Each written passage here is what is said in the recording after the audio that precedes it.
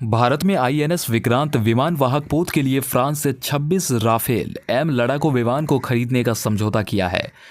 Rafale M भारतीय वायुसेना में पहले से ही शामिल राफेल का नौसैनिक वेरिएंट है। इस लड़ाकू विमान के शामिल होने से भारतीय नौसेना की सामरिक ताकत में जबरदस्त इजाफा होने के आसार हैं।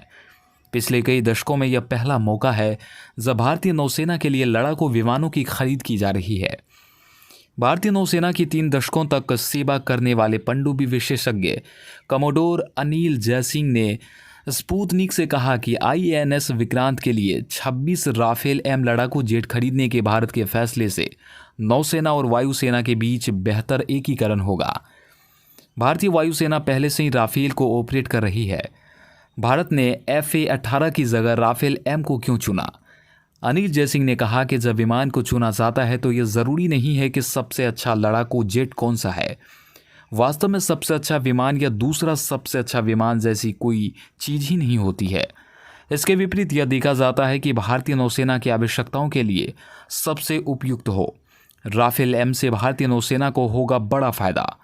उन्होंने बताया कि भारतीय वायुसेना के पास पहले से ही राफेल लड़ाकू विमान है। इससे कई मुद्दों का समाधान हो जाएगा। यह सस्ता होगा क्योंकि इसकी मेंटेनेंस, पुर्जे, रखरखाव के लिए पारिस्थितिक तंत्र पहले से ही भारत में मौजूद है।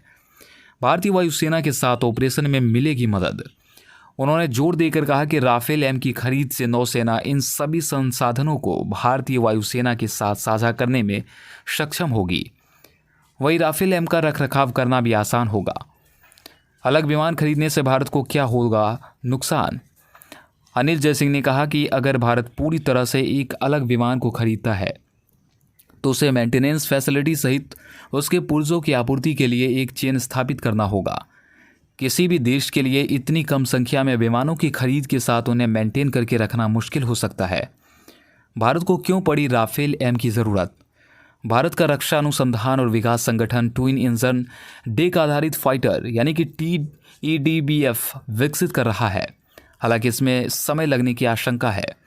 ऐसे में वर्तमान ज़रूरतों को देखते हुए राफेल एम की खरीद की जा रही है। फ्रांस से सिर्फ 26 राफेल क्यों खरीद रहा भारत?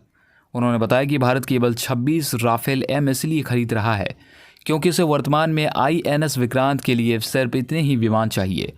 भारत खुद का अपना ट्विन इंजन डेक आधारित फाइटर विकसित कर रहा है। अमेरिका का FA-18 कितना शक्तिशाली?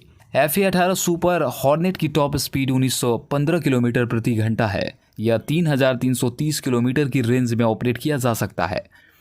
FA-18 सुपर हॉर्नेट की कीमत कितनी है? 2012 में इसकी एक यूनिट की कीमत 6 करोड़ 69 लाख से 6 करोड़ 69 लाख डॉलर बताया गया था। इस विमान में जनरल इलेक्ट्रिक का F414 इंजन लगा हुआ है। किन देशों के पास है FA-18 सुपर हॉर्नेट? इसके मुख्य उपयोगकर्ताओं में अमेरिकी नौसेना, ऑस्ट्रेलियाई नौसेना और कुवैत वायुसेना शामिल है। सुपर हॉर्नेट मोटे तौर पर अपने पुराने वेरिएंट से लगभग 20% बड़ा है।